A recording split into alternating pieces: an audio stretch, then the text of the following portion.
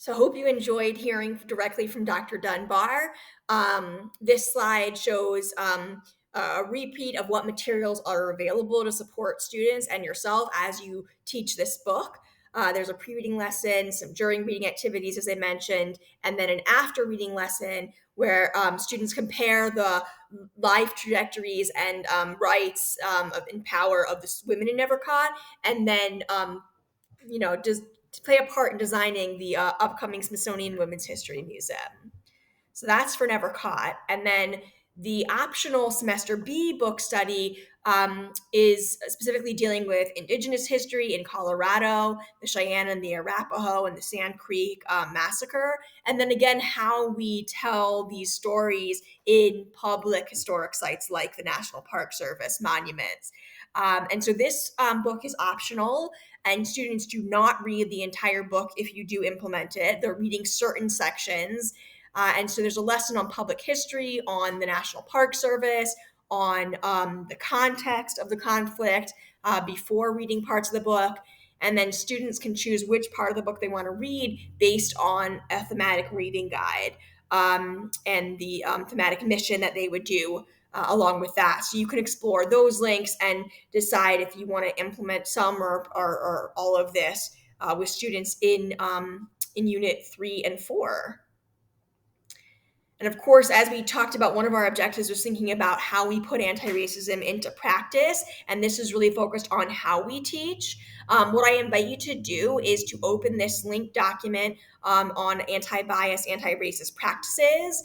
And as you're going through the examples of what teachers should do and what the outcome for students will be, and clicking on the linked resources to fully explain those practices, I want you to be thinking about which actions do you feel like you consistently implement?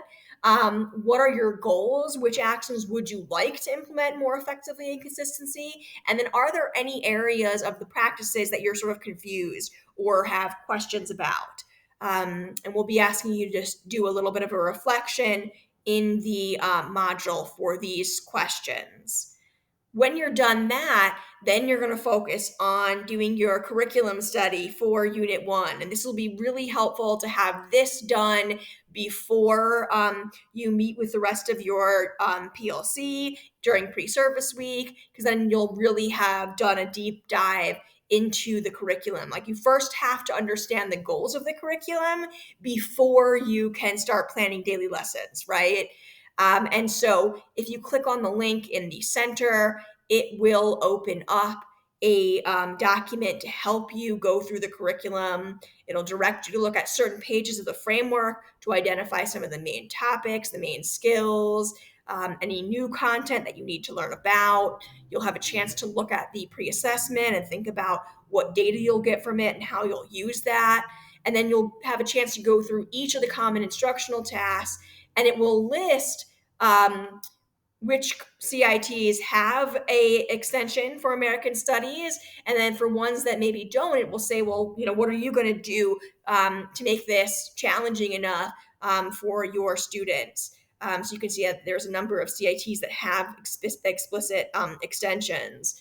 And then we'll look at the assessments, the common writing task and the common assessment task. And by completing this, you'll have gained an in-depth understanding of all the materials that are available to you, and it will get you to start thinking about how you're going to use them. And then you'll be ready to meet with your PLC and do some daily lesson planning by completing this. So that will be the final portion of the training. And then as soon as you're done the curriculum study, please make sure you click to the next part of the module, and there is a survey to complete about this training, and just to sort of check off that you've done it and to give us some feedback.